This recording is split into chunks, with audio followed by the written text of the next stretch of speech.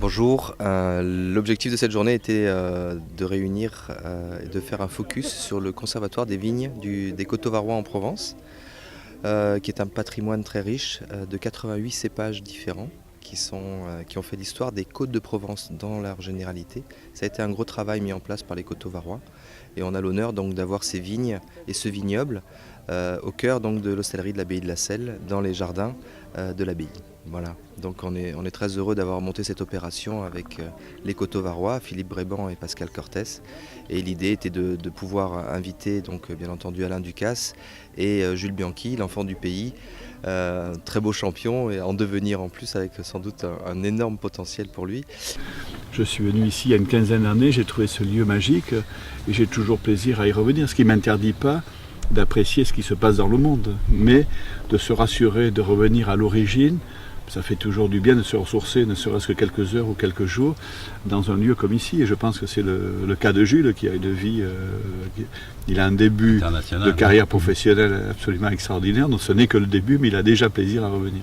On se sent vraiment bien ici, c'est la nature, le bien-être, et que voilà, j'adore toujours revenir ici. Je suis parti dans beaucoup de pays dans le monde, même si je suis jeune, mais au final, dès que je reviens chez moi, je me sens bien et c'est ici où j'ai envie d'être.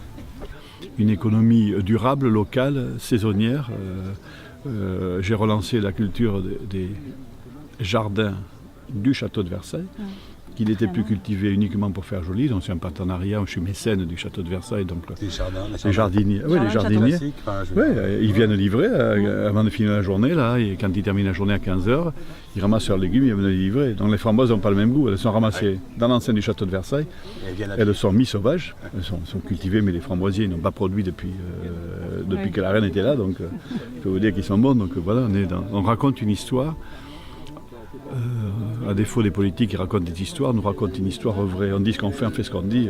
C'est très différent aujourd'hui. Dire ce qu'on fait et faire ce qu'on dit, c'est pas commun. Donc, on fait du local, du saisonnier, du durable, de l'équitable, de l'éthicable. Voilà. On est en plein sur ce sujet. On sait à 95% que chaque produit, chaque objet dans lequel est servi le produit, c'est l'histoire d'un homme et d'une femme, d'un artisan, d'où qu'ils viennent. Donc, par exemple, on a des cocottes qui viennent d'un village du Mexique, donc tout le village vit grâce aux cocottes qu'on achète. Donc, les vins de Provence, ils ont mis le soleil dans la bouteille, donc c'est un peu vrai. Comme il y a une compétition mondiale, la compétition c'est sain, ça permet que chacun doit s'améliorer, doit améliorer ce qu'il met dans la bouteille, doit améliorer l'esthétique de la bouteille, doit améliorer son transport, doit améliorer en termes de compétitivité et de prix. Voilà, nous sommes dans une industrie où tout est en compétition, donc nécessairement, le bénéficiaire de tout ça, c'est le consommateur. Le consommateur, finalement, il a toujours des produits qui vont sans cesse s'améliorer. Et dans cette course-là, les Coteaux-Varois se débrouillent bien. Enfin, c'est une nécessité, et c'est une positive nécessité d'être en compétition. La Maison des Vins, d'abord, a été créée en 1996. Et depuis cette date-là, est ouverte au public. Et nous recevons entre 8 et 10 000 visiteurs chaque année. Combien de territoires ou de domaines sont représentés ? Voilà, alors en fait, elle représente l'ensemble des productions des vignerons de l'appellation, donc des 28 communes de notre appellation. Et nous avons actuellement 180 références de vins, tant en blanc qu'en rosé, qu'en rouge. Voilà. Alors, disponible à la fois à la dégustation, bien sûr, puisqu'il y a toute une sélection de vins à la dégustation chaque semaine, et disponible aussi, bien évidemment, à la vente. Pouvez-vous nous parler du conservatoire ? Alors, le conservatoire dans lequel d'ailleurs nous sommes aujourd'hui a été créé, lui, en 1993, donc les premières vignes ont été plantées cette année-là, et il rassemble 88 cépages, donc variétés de vignes différentes. Voilà. Alors, je dirais que c'est un conservatoire à but un petit peu pédagogique, à but promotionnel, à but historique, mais pas expérimental. Voilà. C'est-à-dire qu'ici, nous conservons donc les variétés, nous les observons, et comme aujourd'hui par exemple, ça peut être le lieu d'une opération de communication, ou comme l'été, lorsqu'il y a des soirées musicales.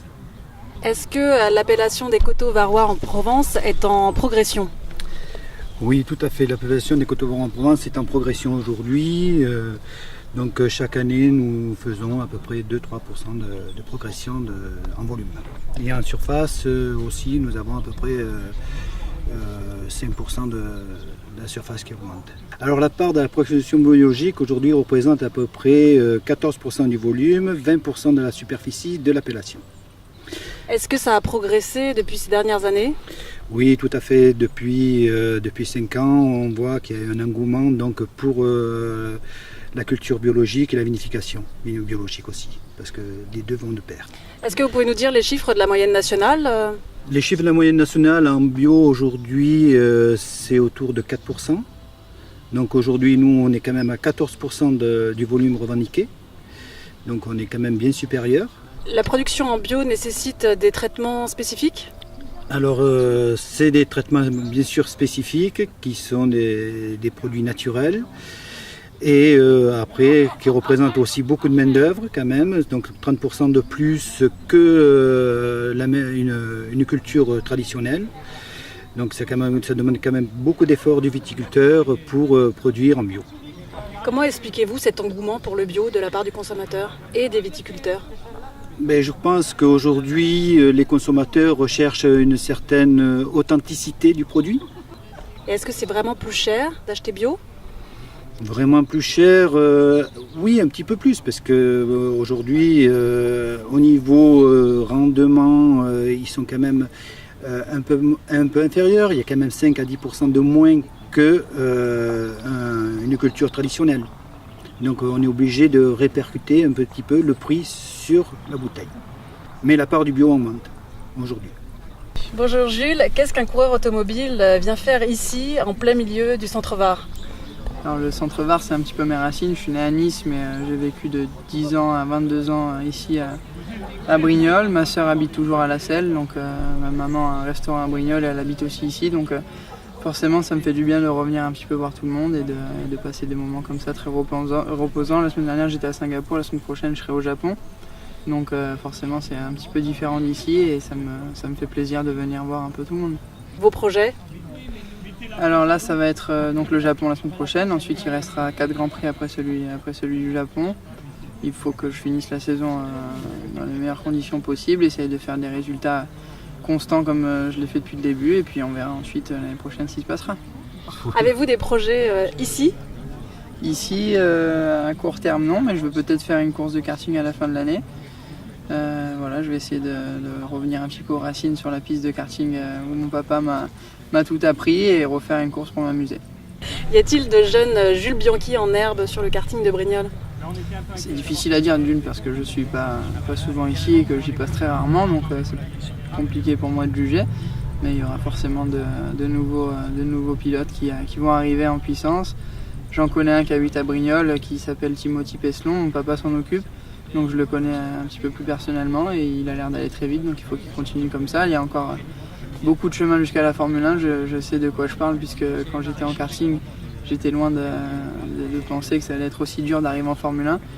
Et donc faut vraiment pas baisser les bras et surtout pas croire qu'on est arrivé tant qu'on n'a pas un pied dans la Formule 1.